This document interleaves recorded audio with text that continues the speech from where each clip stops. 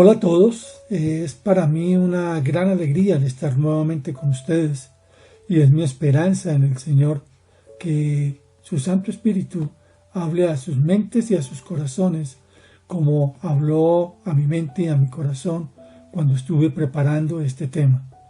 Doy gracias a Dios por la invitación recibida de complementar las pasadas enseñanzas sobre la gracia. Hoy estaré hablando sobre la gracia, específicamente sobre nuestra posición en Cristo. Y me gustaría que repitieran conmigo un pensamiento del apóstol Pablo que dice: Dios nos resucitó y nos hizo sentar con Él en las regiones celestiales. Y voy a invitarlos que abran sus Biblias en 1 de Pedro capítulo 2 y voy a estar leyendo del versículo 4 al versículo 10. Recuerden que todas las lecturas las haré sobre la Nueva Versión Internacional y en caso de utilizar otra versión estaré diciendo sobre cuál versión estoy leyendo. Es importante recordar las pasadas enseñanzas que he dado sobre la gracia y que de alguna manera es el fundamento de la charla de este día. Lo primero que vimos sobre la gracia es que la gracia del Señor nos transforma.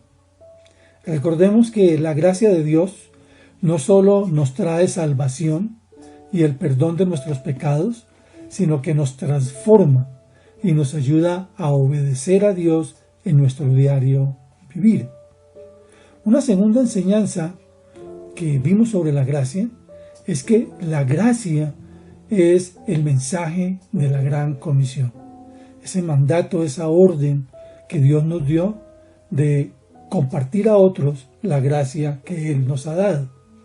A la luz de Lucas, capítulo 24, donde encontramos la gran comisión en el Evangelio de Lucas, la cual se complementa con la versión de la gran comisión de los demás evangelios y de Hechos capítulo 1, vimos que somos llamados a proclamar el perdón de pecados sobre la base del nombre del Señor Jesucristo y bajo la condición de arrepentimiento del pecador a todas las naciones en el poder del Espíritu Santo. Luego estudiamos la gracia y vimos el concepto de la gracia en acción basado en la carta del apóstol Pablo a los Éfesos. Entonces, a través de Efesios, vimos cómo la gracia en acción es ese plan de la gracia de Dios y el seguir el ejemplo perfecto que es el Señor Jesucristo. Sobre este fundamento de estas tres enseñanzas, hoy estaré hablando de nuestra posición en Cristo por la gracia de Dios.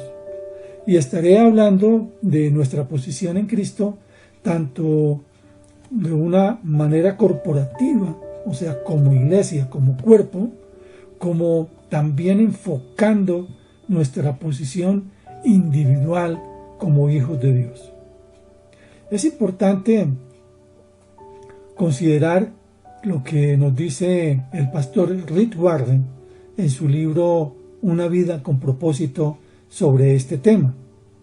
Dice Rick Warren lo siguiente: la mayoría de las personas luchan con tres asuntos básicos en su vida. La primera es identidad. ¿Quién soy yo? La segunda es importancia. ¿Importo yo? Y la tercera es impactar. ¿Cuál es mi lugar en la vida? Y quisiera invitar a cada uno de ustedes que cada uno de nosotros dé respuesta a cada una de estas preguntas teniendo en cuenta los pasajes de la Escritura que estaremos estudiando. ¿Quién soy yo? ¿Importo yo? ¿Cuál es mi lugar en la vida? Veamos lo que nos dice el apóstol Pablo en Efesios 2, 6. Y en unión con Cristo Jesús, Dios nos resucitó y nos sentó en lugares celestiales, en regiones celestiales.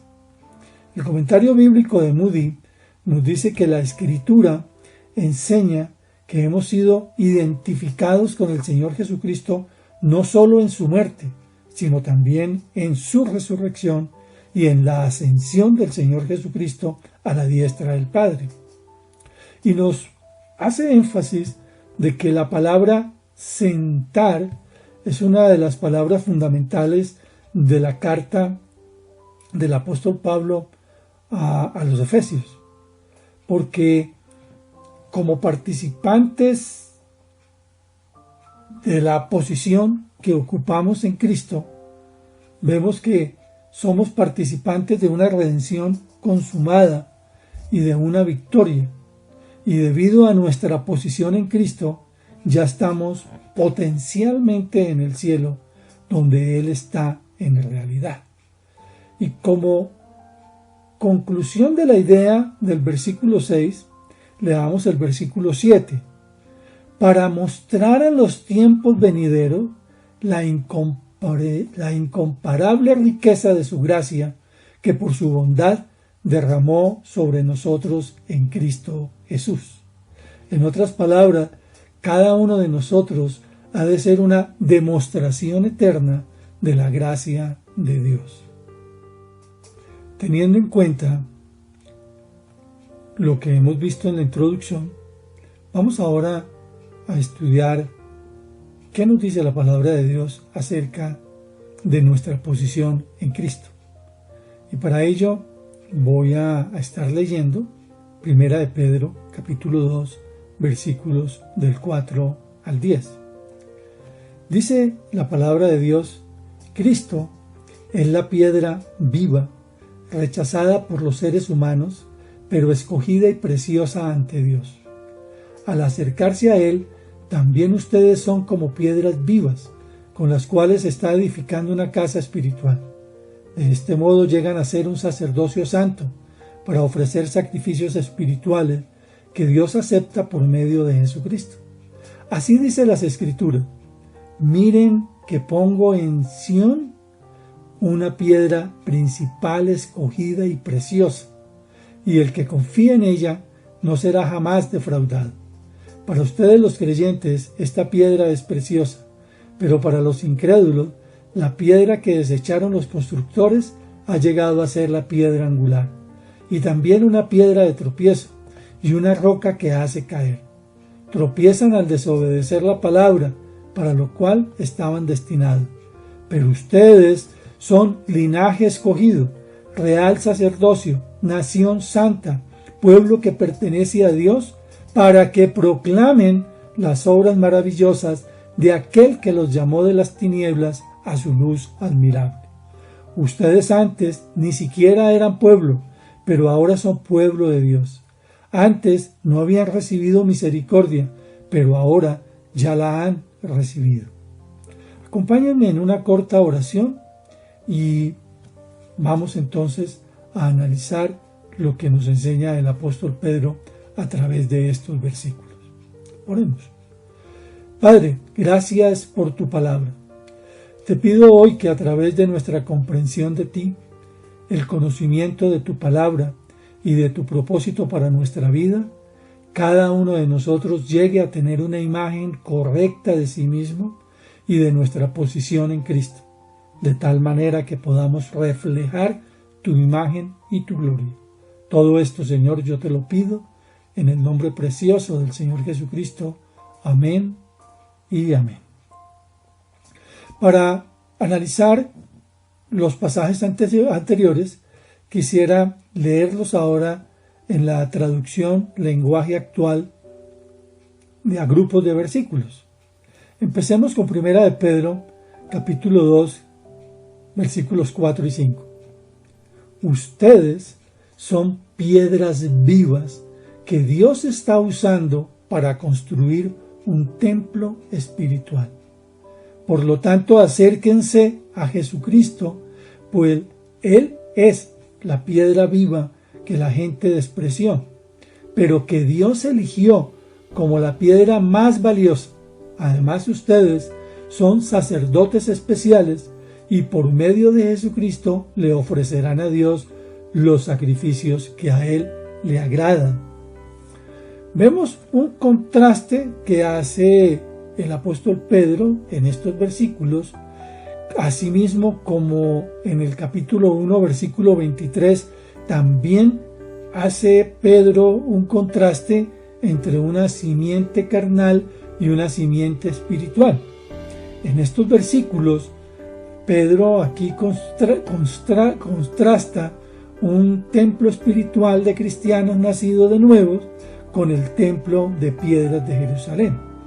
Y vemos entonces que mediante Jesucristo, la piedra viva, y nuestra relación con Él como piedras vivas, vivas por Dios, por Cristo, entonces somos edificados como una casa espiritual o como una morada de Dios por su Espíritu, como lo dice el apóstol Pablo.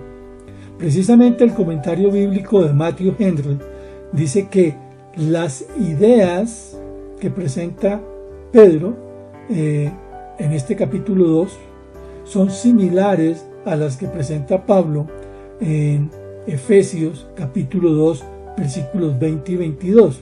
Vamos a leerlo para complementar y estudiar sistemáticamente los dos pasajes. Pablo dice: por lo tanto, ustedes ya no son extraños ni extranjeros, sino conciudadanos de los santos y miembros de la familia de Dios, edificados sobre el fundamento de los apóstoles y los profetas, siendo Cristo Jesús mismo la piedra angular.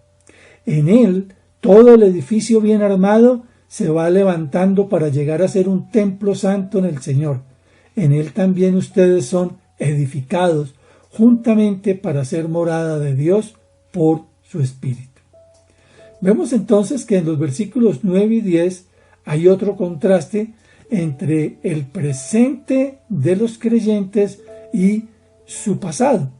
Veamos lo que dice Primera de Pedro capítulo 2 versículo 9. Pero ustedes son miembros de la familia de Dios, son sacerdotes al servicio del Rey y son un pueblo. Dios mismo los sacó de la oscuridad del pecado y los hizo entrar en su luz maravillosa. Por eso anuncien las maravillas que Dios ha hecho. Antes ustedes no eran nada, pero ahora son el pueblo de Dios. Antes Dios no les tenía compasión, pero ahora los ama mucho. Para analizar el versículo 9, que vemos que esta es una condición real y no es simplemente algo ideal, voy a apoyarme en un estudio de Charles Stanley que él tituló Un pueblo especial.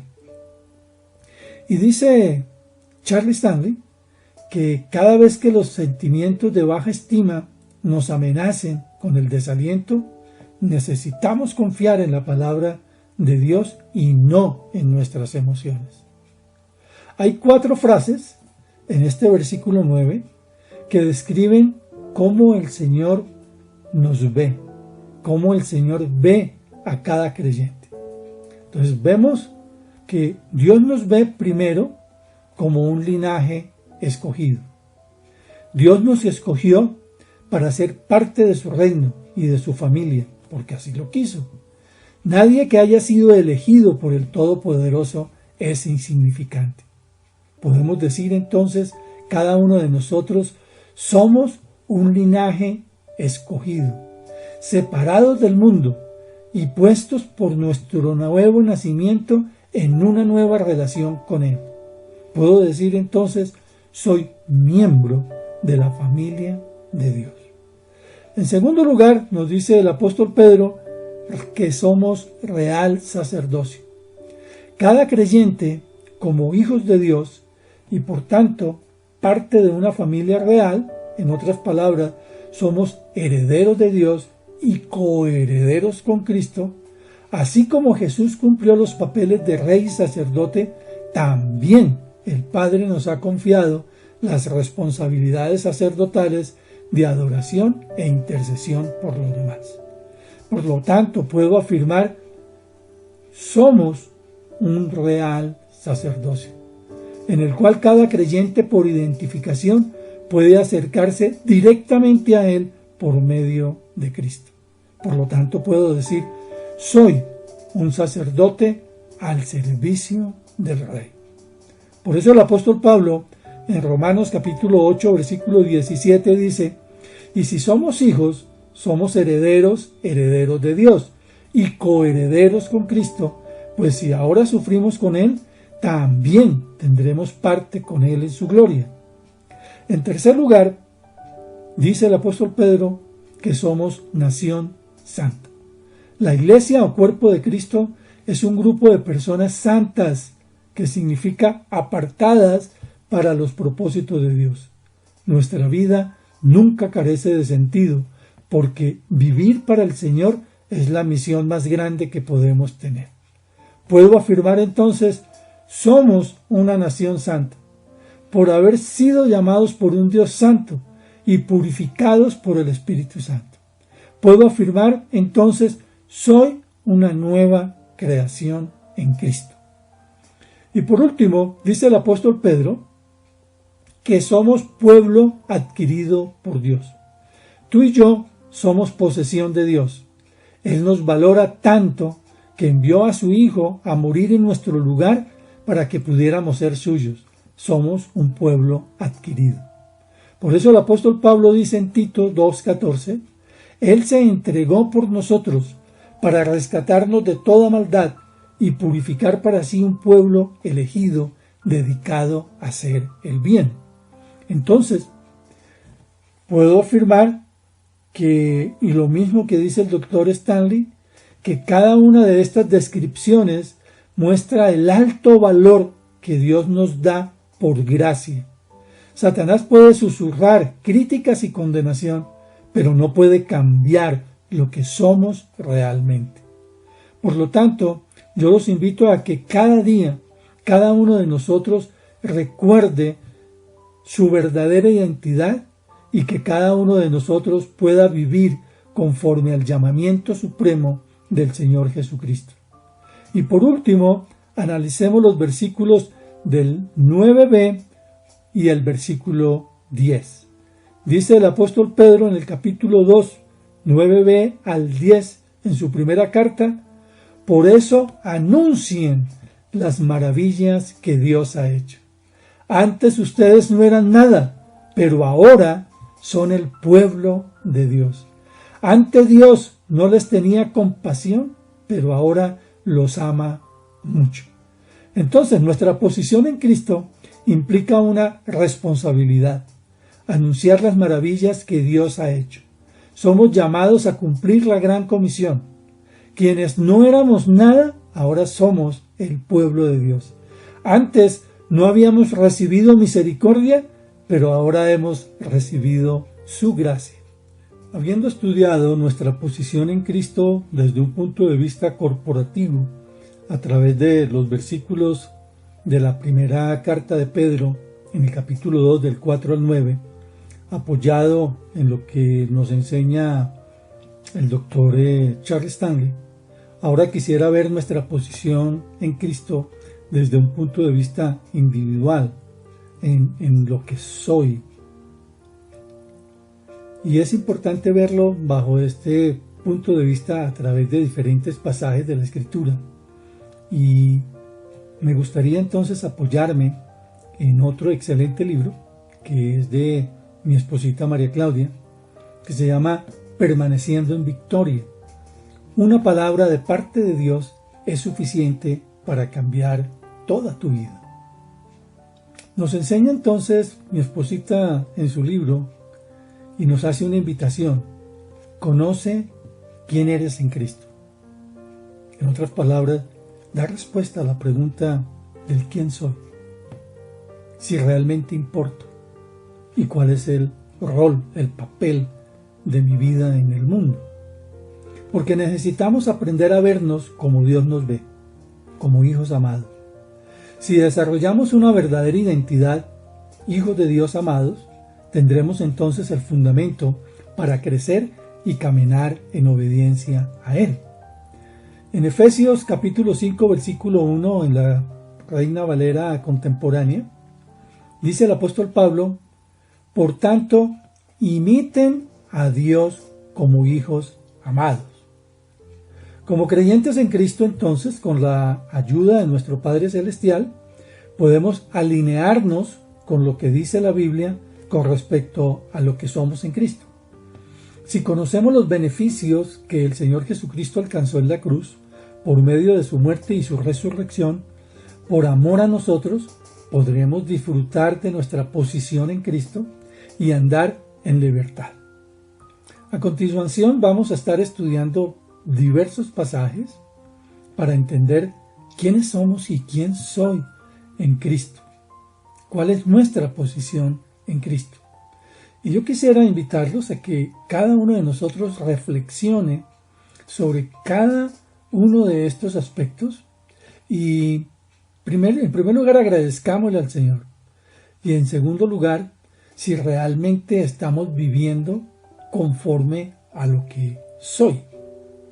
Empecemos entonces con el primer concepto. Somos adoptados, amados y aceptados en Cristo. Efesios capítulo 1, versículos 4 al 6. En Él, Dios nos escogió antes de la fundación del mundo, para que en su presencia seamos santos e intachables. Por amor nos predestinó para que por medio de Jesucristo fuéramos adoptados como hijos suyos, según el beneplácito de su voluntad, para alabanza de la gloria de su gracia, con la cual nos hizo aceptos en el amado. En segundo lugar, fuimos comprados por la sangre del Señor Jesucristo. Volvamos a la primera carta de Pedro, pero ahora en el capítulo 1, versículos 18 y 19 de la revisión Reina Valera contemporánea. Ustedes saben que fueron rescatados de una vida sin sentido, la cual heredaron de sus padres, y que ese rescate no se pagó con cosas corruptibles, como el oro y la plata, sino con la sangre preciosa de Cristo, sin mancha, sin contaminación, como la de un cordero. Entonces, hemos visto dos conceptos. Ahora veamos un tercero. Perdonados por siempre. Hebreos capítulo 10, versículo 17 nos dice, y añade, jamás volveré a acordarme de sus pecados y transgresiones. Entonces, ya que los pecados han sido perdonados y olvidados para siempre, no es necesario ofrecer más sacrificios expiatorios. El siguiente punto nos dice que somos elegidos por Dios para realizar su obra. Vamos entonces a Juan capítulo 15, versículo 16. Ustedes no me escogieron a mí, yo los escogí a ustedes. Los he puesto para que vayan y produzcan siempre frutos hermosos, de manera que puedan pedirle al Padre cualquier cosa en el nombre mío y Él se las dé. El siguiente punto nos dice que somos creados para su gloria. Vamos entonces a Isaías capítulo 43, versículo 7, y lo voy a leer en la Reina Valera contemporánea. A todos los que llevan mi nombre, yo los he creado, yo los formé y los hice para gloria mía. El siguiente punto de lo que soy, de lo que somos, nos dice que somos capacitados para servir. Colosenses capítulo 3, versículo 23 al 24 de la Reina Valera contemporánea.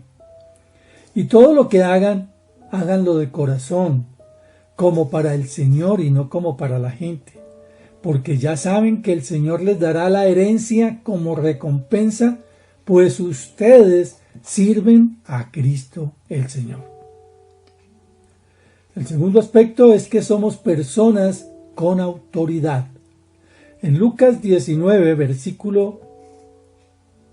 Lucas 10, del 19 al 20, nos dice: les he dado autoridad sobre los poderes del enemigo, y podrán hollar serpientes y alacranes.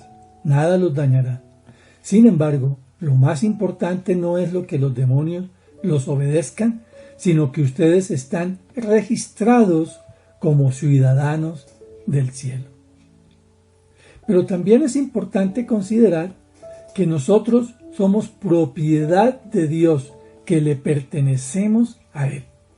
Primera de Corintios capítulo 6, versículos 10 en adelante, nos dice: ¿no saben que el cuerpo del cristiano es templo del Espíritu Santo que Dios les dio? ¿Y que el Espíritu Santo lo habita? El cuerpo no es nuestro, porque Dios nos compró a gran precio.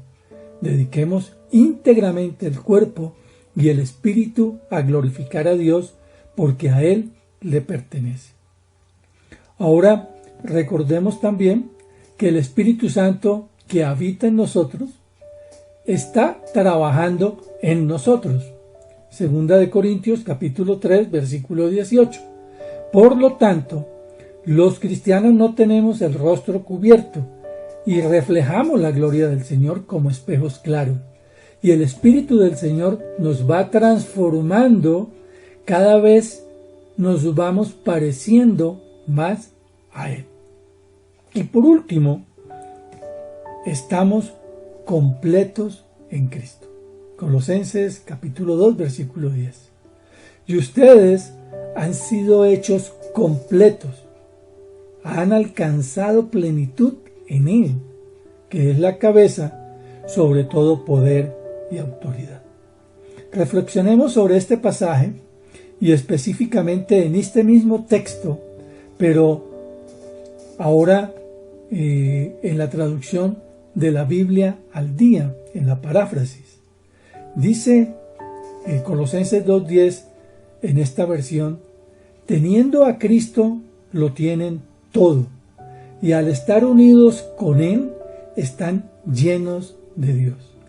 Además, Él es la potestad suprema y tiene autoridad sobre cualquier principado o potestad.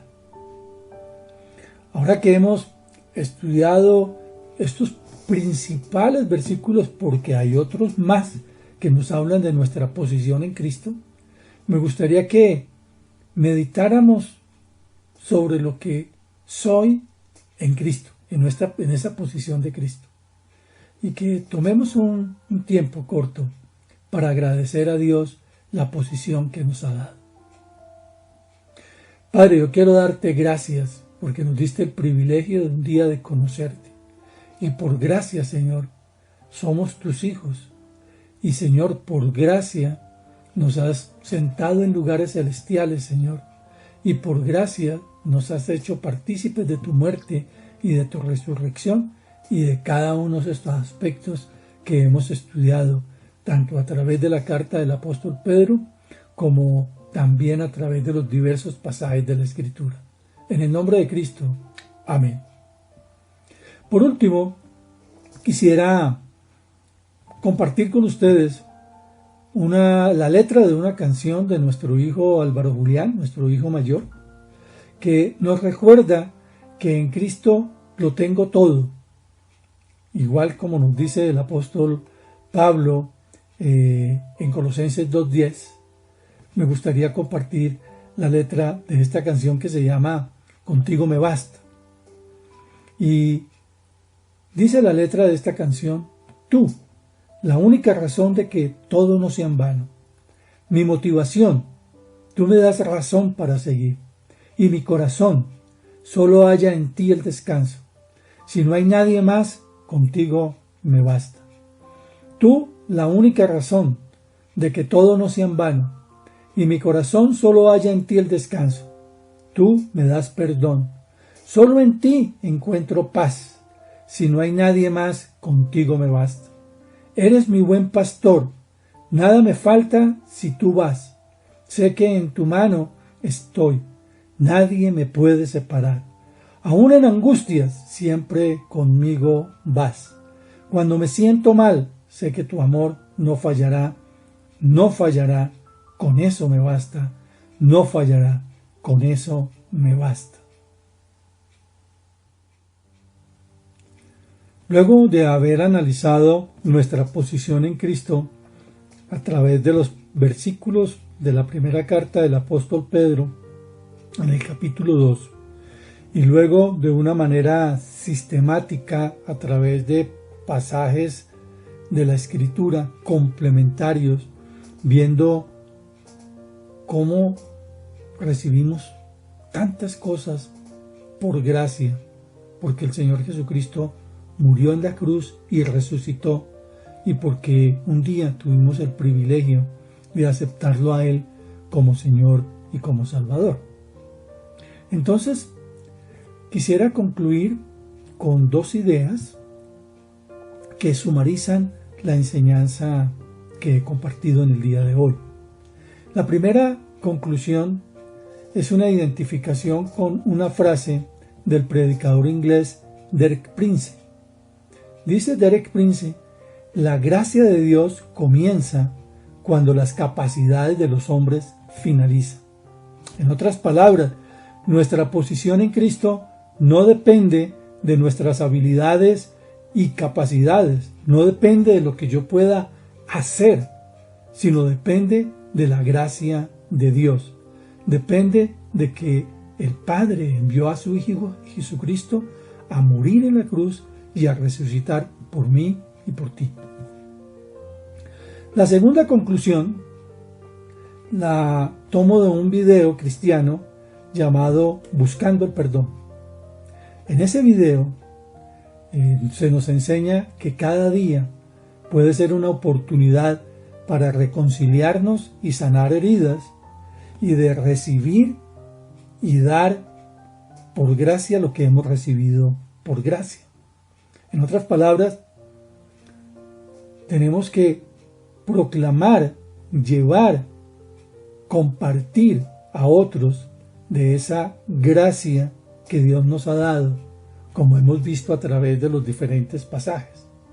Y me impacta que la película finaliza con una parte práctica al final del video, donde el pastor invita a la iglesia a tener en sus bolsillos lo que ellos llaman la tarjeta de gracia, y que dependiendo de lo que el Espíritu Santo guiara a las personas, compartieran esa tarjeta con una persona.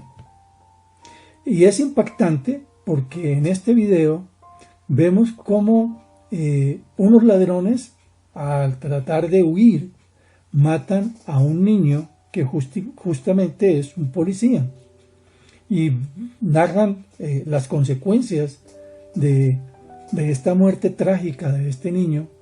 Y en el final del video justamente entra a la iglesia el ladrón que mató al niño y que en la cárcel se había convertido, y llega a la iglesia a pedir perdón. Y es muy emotivo como al final del video, en el momento en que se encuentra el padre y quien mató a su hijo convertido, a pesar de todos los sentimientos que refleja el artista en su personaje, al final, siguiendo el ejemplo y la motivación que le ha dado su pastor en la iglesia, le entrega la tarjeta de la gracia. Y esa tarjeta de la gracia decía: me comprometo a orar por ti todos los días, a concederte el perdón cuando me pidas, a pedirte perdón cuando te ofenda, y a ser su amigo siempre. Entonces, de la misma manera, cada uno de nosotros debe aprender a verse como Dios nos ve y disponerse a dar de gracia lo que Dios nos ha dado de gracia. Finalicemos recordando lo que nos dice el apóstol Pablo en 2 Corintios capítulo 4, 14 al 15. Pues sabemos que aquel que resucitó al Señor Jesús nos resucitará también a nosotros con Él y nos llevará junto con ustedes a su presencia. Todo esto es por el bien de ustedes, para que la gracia que está alcanzando a más y más personas haga abundar la acción de gracias para la gloria de Dios. Entonces, recordemos las palabras del pensamiento del apóstol Pablo, que está en Efesios capítulo 2, versículos 6 al 7, y veámoslo en esta versión. Dios nos resucitó y nos hizo sentar con Él en las regiones celestiales, para mostrar en los tiempos venideros la incomparable riqueza de su gracia, que por su bondad derramó sobre nosotros en Cristo Jesús. Me alegró muchísimo compartir esta enseñanza con ustedes y hasta una próxima ocasión. Dios los siga bendiciendo y Dios los siga usando. Hasta pronto.